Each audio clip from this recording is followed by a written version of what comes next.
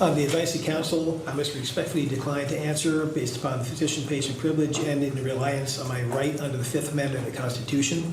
I am not a lawyer. I must follow my lawyer's advice in this matter. Okay, that's Joe Biden's doctor right there. We've showed you his photograph before. Our next guest is a member of the Oversight Committee, Florida Congressman and candidate for governor in Florida, Byron Donalds. Congressman, you were not in the room today. You're on the committee, and you're close with the one member of Congress who was in the room, the chairman, James Comer, who was with us Monday. What happened today? And were you surprised that O'Connor invoked the Fifth Amendment to protect himself from incriminating himself?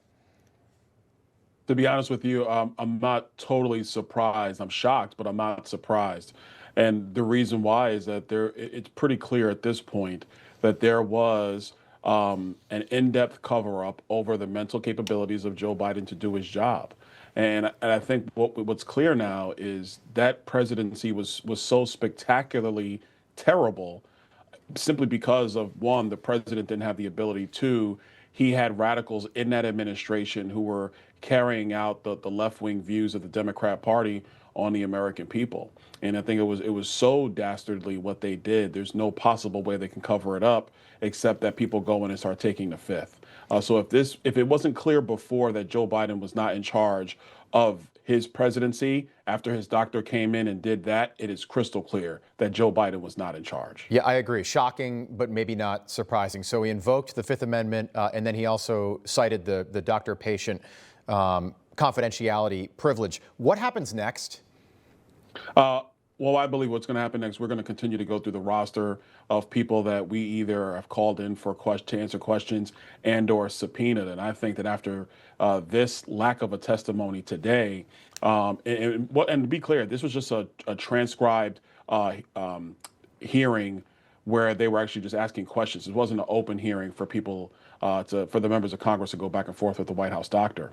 I think at this point, I think you're going to see more subpoenas, more people called in to question, because what we already know is that there were many people in this White House. I believe Mr. Bernal, obviously the First Lady Jill Biden, and several others who were making decisions on behalf of Joe Biden. But we're not going to let O'Connor off the hook here. If we sorry to cut you off, Congressman, we're not going to let Kevin O'Connor off the hook here, are we? Because it just feels like we're headed in the direction of another congressional investigation where, everybody goes on TV and tells us what we're going to get, and then we get nothing. This guy is an American citizen. Yes, he's a doctor.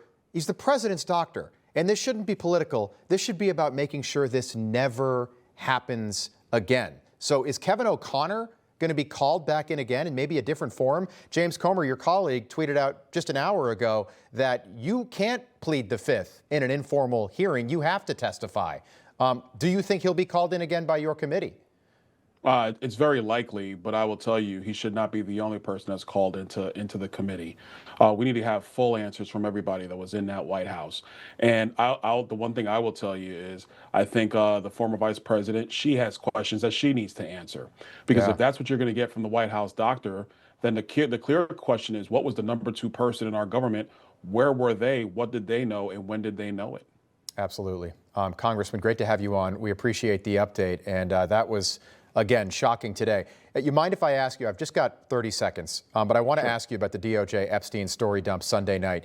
Do you believe the story the DOJ is trying to sell to the American people right now? Because a lot of people, including people on the right, do not. So look, I know a lot of the guys over there. Known them for a very long time. I've not seen these files, but I think what we need is full transparency. I think transparency in this matter is really the only thing that's going to really satisfy this at the end of the day.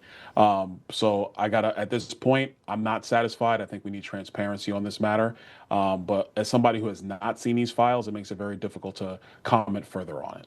Okay. And a lot happened in the state that you're trying to be governor of, the state of Florida, in Palm Beach. That's where Epstein lived. And a lot of this happened there. Thank you very much, Congressman Byron Donalds. We appreciate it. Sure. Thank you.